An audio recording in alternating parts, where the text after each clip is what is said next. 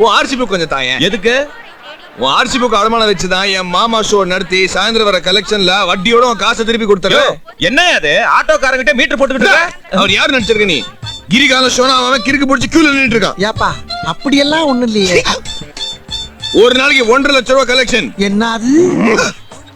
ஏப்பா இங்க வா.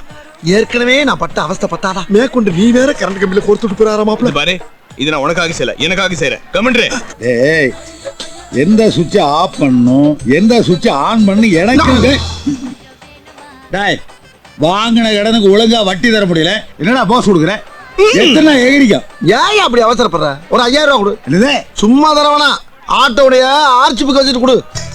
ஆர்சி புக்கா? டேய், எந்த இழிச்சு வாங்கிட்டா கிடைச்சான்? யார் ஆட்டை போட்டீங்க? உனக்கு இதெல்லாம் தேவையில்லாத விஷயம். புக்கை வச்சுக்கிட்டு காசு கொடுக்க முடியுமா, கொடுக்க முடியாதா? நல்ல கூட்டாளி கிடைச்சான். இந்தாடா பணத்தை குடுறா. டேய், இதை பத்திரம் வீடா, திரும்ப இதை அடிச்சுட்டு வந்து நம்ம கிட்ட பணங்க